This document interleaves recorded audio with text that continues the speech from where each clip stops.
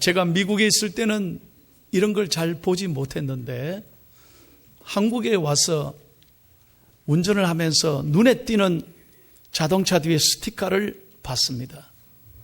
그게 뭐냐면 초보 운전자들이 차 뒤에다 이렇게 예쁘게 글을 아주 애교 섞인 말을 많이 썼더라고요. 그래서 제가 그동안 봤던 글을 조용히 써놨다가 내가 오늘 발표하는 거예요. 잘 들어봐요. 아주 센스가 있어요. 왕초보 어제 면허 땄음 그래놨어. 그 다음에 아기 천사가 차 안에 있어요. 그런 말도 많고요. 접근 금지. 저도 제가 무서워요. 그 다음에 초보예요. 말이나 탈 걸 그래놨어요. 어떤 분은 세게 써놨어요. 초보예요. 어쩌라고. 그 다음에 아주 애교 있는 말이 있어요. 미안합니다. 못난 앞차를 둔 뒷차에게 정말 그래놨어요. 그 다음에 기가 막힌 말도 있어요. 초보 운전 당황하면 후진합니다. 너무 빵빵대지 말아요. 당황하면 후진해요. 그 다음에 아주 또 기가 막힌 말. 빵빵대지 마세요. 저도 죽겠습니다. 그런데 얼마 전에 참 기가 막힌 말을 하나 봤어요. 이건 제가 심정이 이해가 돼요. 뭐라고 써놨느냐? 잘 봐요. 3일 동안 직진만 하고 있습니다.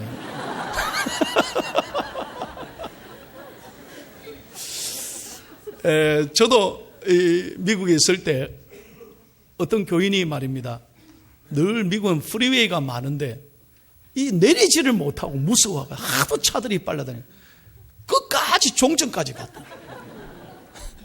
그래 저녁에 또 돌아서 끝까지 올라. 너무너무 무섭더라고요. 내리는 게 쉬운 게 아니라는 거죠. 여러분 태어나면서부터 운전했습니까? 뭘 그렇게 빵빵대고 말이지. 좀 여유 있게 가면 얼마나 좋습니까? 머릿속에 계속 떠나지 않는 거예요. 3일 동안 직진만 했습니다. 그 머릿속에 떠나지 않는 문구를 가지고 가만히 묵상해 보니까 은혜가 돼요. 아, 나는 뭘 바라보고 앞을 나아가고 있는가? 내 삶은 지금 뭘 바라보고 있는가? 오늘 아침에 예배하는 저와 여러분이 예수님을 바라보기를 원합니다. 세상을 바라보지 말고 상황의 마음을 빼앗기지 말고 오늘 주님을 바라보고 십자가를 바라보고 믿음으로 전진하는 저와 여러분이 되기를 예수님의 이름으로 축원합니다.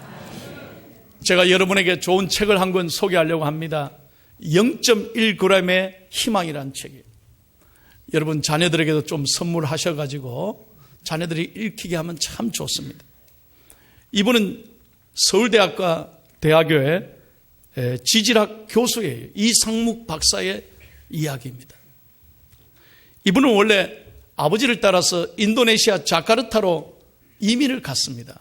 거기서 열심히 잘 배우고 자라다가 다시 우리나라에 와서 대학을 입시를 준비하고 얼마나 공부를 잘했는지 서울대학 이 해양 지질학에 전공을 해서 들어갔답니다.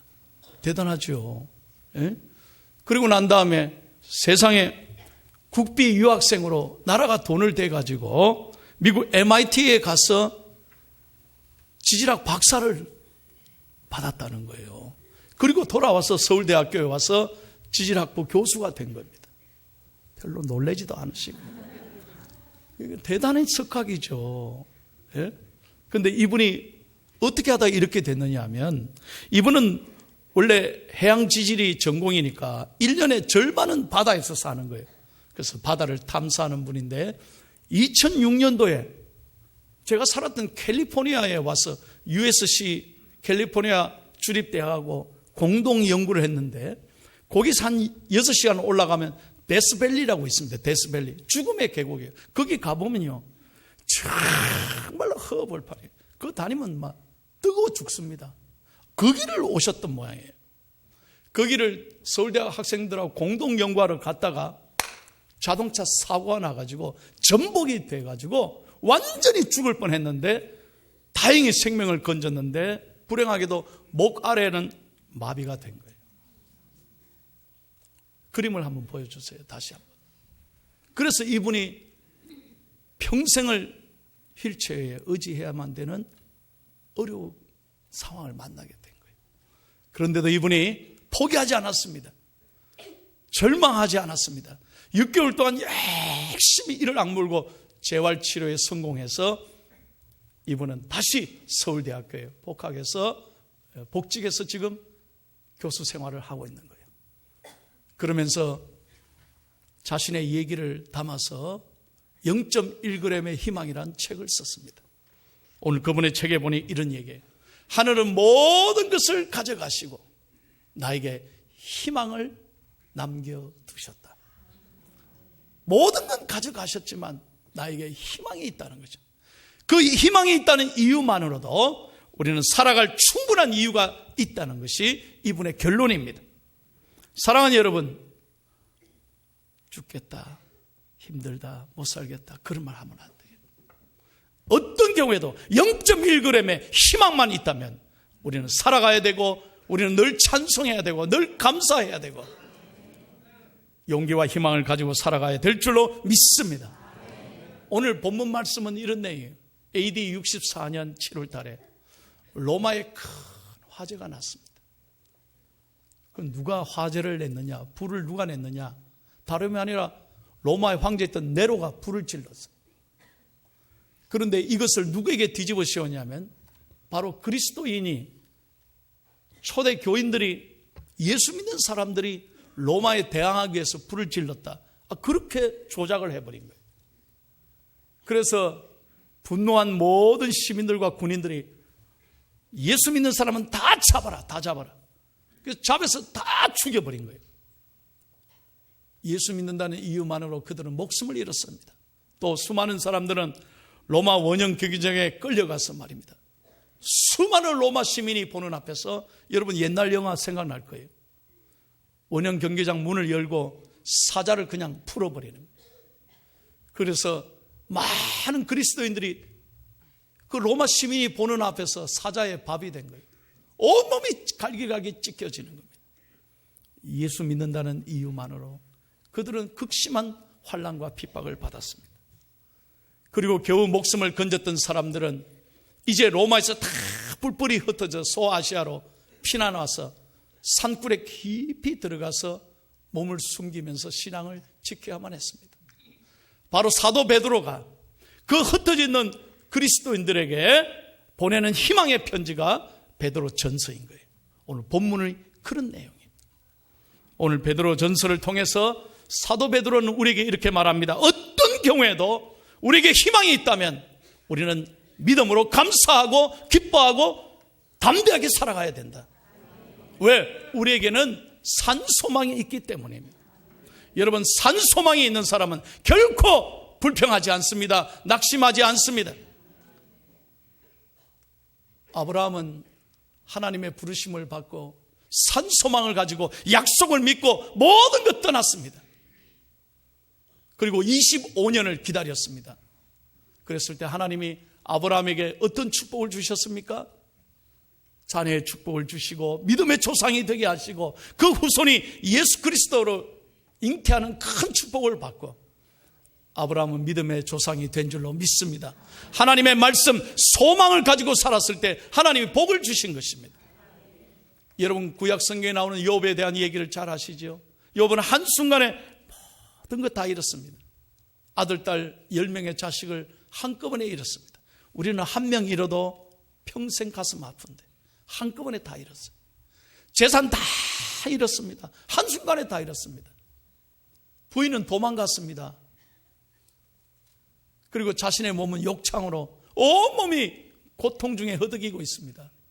그럼에도 불구하고 욥기를 읽어보세요. 욥은 끝까지 산소망이 되시는 하나님을 붙들고 살았습니다. 어떤 경우에도 하나님을 불평하거나 원망하지 않았습니다. 그랬을 때 하나님이 산소망을 가진 이 욥을 축복하셔서 하나님은 놀라운 복으로 자녀도 다시 주시고 재산도 더 주시고 하나님은 큰 은혜를 베풀어 주신 줄로 믿습니다. 이것이 산소망인 것입니다. 여러분, 이 그림을 한번 보십시오. 이게 굉장히 유명한 작품이에요. 워츠라는 분이 그림을 그린 건데 제목이 희망입니다. 이 여인이 지구본 위에 올라가 있습니다. 눈은 가려져 있습니다. 앞을 못 보고 너무나 캄캄하게 절망하고 있습니다. 그런데 지구본 위에서 하프를 붙드는데 모든 줄은 다 끊어지고 마지막 한 리라가 남아있는데 그 리라를 붙들고 이 여인은 마지막으로 연주를 시도하는 이 그림. 한 줄이라도 남아있다면 이 줄을 붙들고 나는 노래하리라. 이것이 희망인 거예요. 여러분, 이 작품으로 세계의 많은 사람들은 감동을 받았습니다. 특별히 이 작품이 유명했던 것은 2004년 미국의 전당대회 때, 선거 때 지금의 오바마 대통령이 처음으로 대통령을 나올 때, 선거 유세할 때 미국의 전역의 국민들에게 이 그림을 보여줬어요. 내가 거기 있었잖아요. 그러면서 오바마는 그때 당시 알려지지 않았습니다. 그 누구도 오바마가 대통령이 될 거라고 예측한 사람이 없었습니다. 흑인인데다가 그 정치적인 경력도 별로 없었습니다. 그런데 오바마가 나타나서 이 그림을 보여주면서 여러분, 제가 여러분에게 희망을 주는 대통령이 되고 싶습니다. 저에게 투표한다면 저는 국민 여러분을 실망하지 않고 희망을 드리는 정치인이 되겠습니다. 온 국민들이 그 그림에, 그 연설에 감동을 받고, 야, 오바마 이래가 대통령이 된 거예요. 처음엔 대통령이 오바마 될 거라고는 생각을 못 했다니까요. 여러분, 희망이 얼마나 중요한지 모릅니다. 오늘도 여러분, 왜 우리가 예배합니까? 이 예배 시간에 통해서 하나님의 말씀을 듣고 산소망을 가지고 희망을 가지고 믿음으로 일어서야 될 줄로 믿습니다. 우리가 왜 산소망을 가지고 살아야 합니까? 성경에는 세 가지 이유를 말씀하는 거예요. 3절 말씀 다 같이 한번 읽겠습니다. 시작.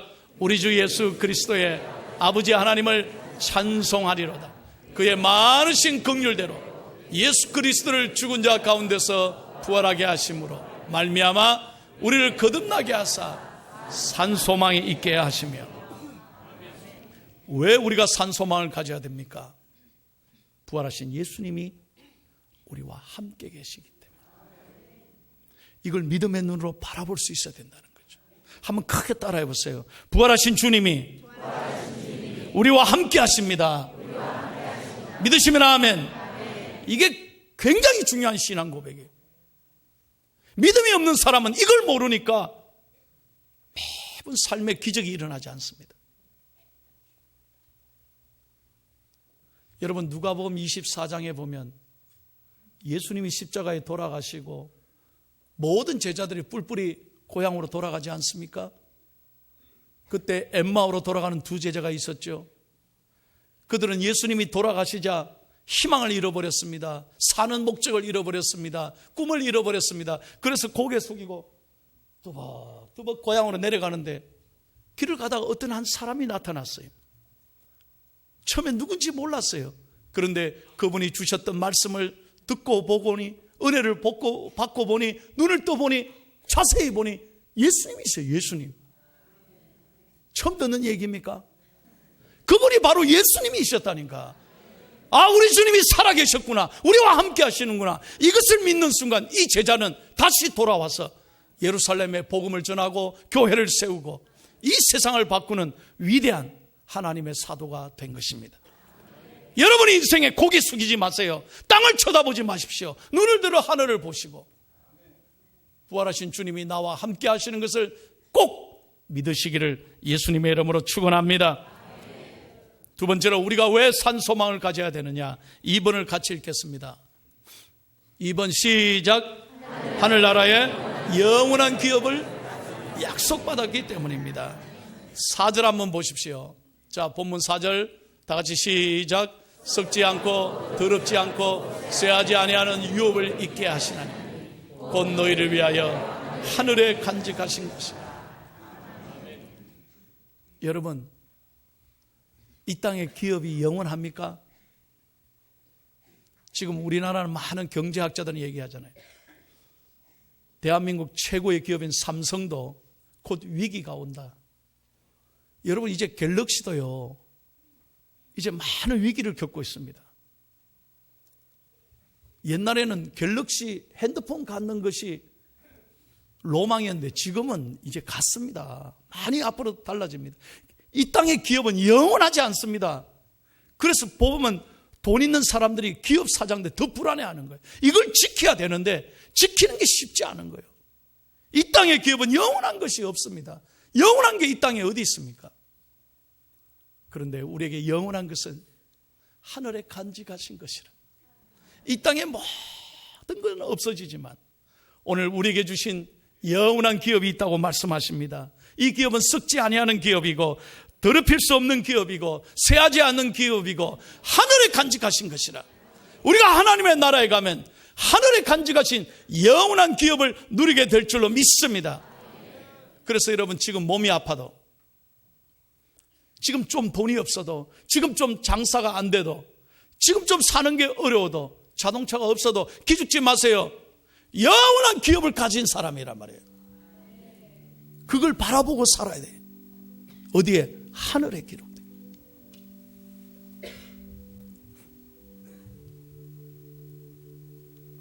여러분이 이번에도 명절 잘 지내셨죠? 예? 표정이 별로 안 지내신 거 잘. 지금 뭐 많이 잡수셔서 얼굴이 굉장히 볼떡거려 하신데, 가실 때 아마 많은 분들이 잘 가셨기도 했지만 교통이 막히신 분도 계셨을 거예요. 그러면 여러분, 차가 막혔을 때 뭐라고 생각했습니까? 매번 갈 때마다 이래 막히고 안 갈 수는 없고 힘들지만 참고 가신 거예요. 그러나 여러분, 도착해서, 고향에 도착해서 부모님을 만나고 친지들을 만나고 가족들을 만나고 친구들을 만나고 어머니가 찌짐도 해주고 맛있는 거 떡국도 해주고 하면 한순간에 이거 다 있는 거예요. 한순간에. 좀 맞으면 아멘 좀 하소. 이 피곤한 거 한순간에 다 어려운 거 다 있잖아요. 무슨 말입니까? 우리가 하나님의 나라에 가면 이 땅에 사는 동안 이 어려움은 다 하나님이 위로하시고 다 씻어주시는 거예요. 할렐루야. 하늘의 영원한 기업을 바라보고 믿음으로 살아가는 저와 여러분이 되시기를 바랍니다. 나의 영원하신 기업 생명보다 귀하다. 나의 갈 길 다가도록 나와 동행하소서. 주께로 가까이, 주께로 가오니, 주께로 가오니. 나의 갈 길 다가도록, 나의 갈 길 다가도록 나와 동행하소서. 할렐루야. 마지막으로 오늘 본문과 6절과 7절에 보면 우리가 산소망을 가져야 된 이유는 그 어떤 시험을 만나도 이 시험은 우리를 잘못되게 하는 것이 아니라 우리에게 큰 상급과 우리에게 큰 유익을 주는 시험인 줄로 믿으라는 것입니다. 믿으시면 아멘. 여러분, 어려움을 당할 때 절대로 나쁘게 생각하면 안 돼요. 이건 나를 더 유익하게 하는 것이다. 나를 하나님이 더 사랑하는 것이다. 믿으시면 아멘. 항상 좋은 생각을 가져야 돼요. 오늘 예배 전에 여러분 영상 보셨죠?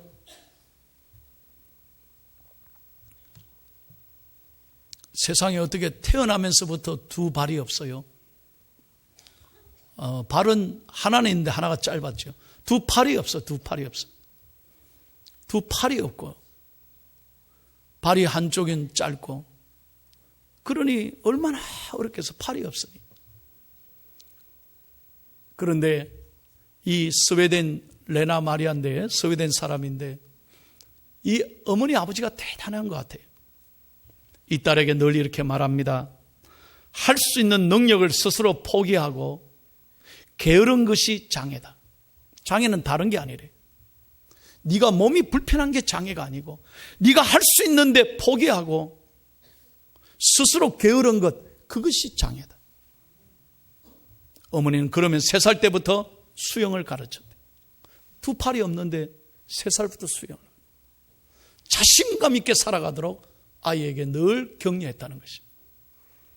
그래서 여러분 영상을 보셨지만 2 발로 바느질도 잘하고 2 발로 운전도 하고요. 운전도 하고. 우리 교회 60주년 때 레나 마리아가 왔다면서요. 그거 왜 모른 척 하십니까? 저는 몇 년 전에, 한 5년 전인가요? 이 스웨덴 레나 마리아를 미국으로 제가 이렇게 초청을 했습니다. 그리고 교회 청소년들, 이 어려운 몸이 아픈 사람들에게 위로하려고 초청을 했어요, 미국으로. 그래서 큰 콘서트를 했는데요. 이제 주차장에서 제가 기다리잖아요. 말로 들었는데 차가 하나 들어오는데요. 레나 마리아가 발로 이래 운전하고 깜짝 놀래요. 식사를 대접하고 식당에 갔는데요. 나이프를 발로 다 드는 거예요. 그렇게 알았지만 실제로 하는 거 보니까 다른 사람 눈이 휘둥그레해서 보는데 그 사람은 정작 해피한 거예요. 부끄러워하지 않는 거예요. 조금 힘들다고 어렵다고 스스로 포기하는 그게 장애예요. 전혀 자기는 그런 것에 대해서 부끄러워하지 않아요. 늘 감사하더라고요. 그녀는 3살부터 수영해서 스웨덴 국가대표가 된 다음에 장애인 올림픽에서 금메달 2개, 동메달 1를 땄어요. 그래서 스웨덴 국왕의 학비를 대고 미국으로 보내가지고 미국에서 재즈와 가스펠을 공부해서 지금 천상의 목소리를 가진 세계적인 가수가 돼서 전 세계를 다니며 노래하고 있는 거예요. 그녀의 시 하나를 소개합니다. 저는 그분의 책 발로 직접 쓴 내 인생의 악보란 책이 있는데 거기에 그분의 시가 있어요. 시 제목이 이런 내용이에요. 하나님 아버지께 내가 드릴 기쁨의 선물이란 시예요. 한번 잘 들어봐요. 얼굴은 그분이 주셨지만 표정은 내가 드릴 선물이란. 여러분 하나님이 얼굴 주셨는데 좀 표정을 좋은 표정해서 하나님께 좀 선물 드리세요. 매일 인상 쓰고 그렇게 살면 어떻게 합니까? 표정은 내가 드릴 하나님의 선물이라는 거예요. 몸은 그분이 주셨지만 건강은 내가 드릴 선물. 시간은 그분이 주셨지만 유용하게 활용하는 건 내가 드릴 선물. 눈은 그분이 주셨지만 성경책을 읽고 기도하는 건 내가 드릴 선물. 입은 그분이 주셨지만 좋은 말을 하는 건 내가 드릴 선물. 귀는 그분이 주셨지만 애써 귀 기울여 듣는 것은 내가 드릴 선물. 손은 그분이 주셨지만 땀 흘려 수고하는 건 내가 드릴 선물. 발은 그분이 주셨지만 말씀에 순종하며 뛰어가는 건 내가 드릴 선물. 가정은 그분이 주셨지만 천국으로 만드는 건 내가 드릴 선물. 남편과 아내는 그분이 주셨지만 사랑하고 섬기는 건 내가 드릴 선물. 자식은 그분이 주셨지만 가꾸고 키워가는 건 내가 드릴 선물.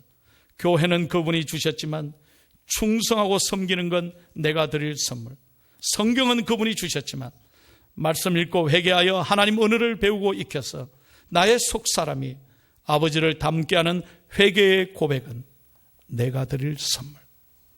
이렇게 하나님이 주신 것을 세어보면 이렇게 끝도 없습니다. 마음에 산소망을 가진 사람은 늘 하나님의 은혜로 살아가는 거예요. 사랑하는 우리 중앙의 가족 여러분, 물론 세상이 어렵습니다. 나라도 몹시 위태롭습니다. 이것저것 바라보면 두려움의 연속입니다.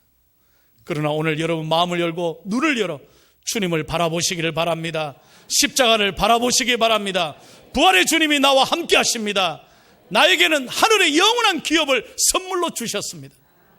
그리고 그 주님은 지금 내가 고난을 겪어도 어려움을 당해도 나를 보고 계시고, 이건 나를 죽이려고 하는 게 아니라, 나를 망하게 하는 것이 아니라 나에게 더 인내하게 하고 이 고난이 나를 유익하게 만드는 아름다운 선물인 줄로 믿습니다.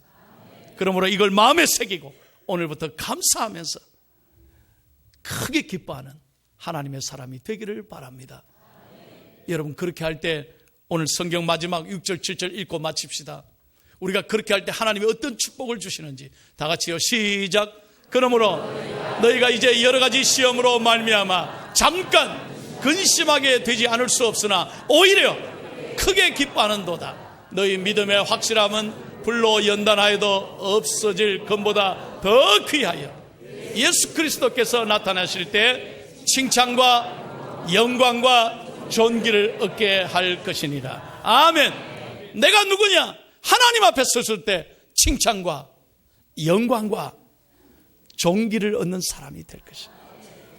우리 중앙의 가족들이 주님 앞에 섰을 때 부끄럽고 창피하고 후회하고 쑥스럽고 고개 들 수 없고 그런 성도가 아니라 주님 앞에 섰을 때 우리 모두가 다 칭찬 받으시고 영광 받으시고 존귀함을 받는 하나님의 백성들이 되기를 예수님의 이름으로 축원합니다.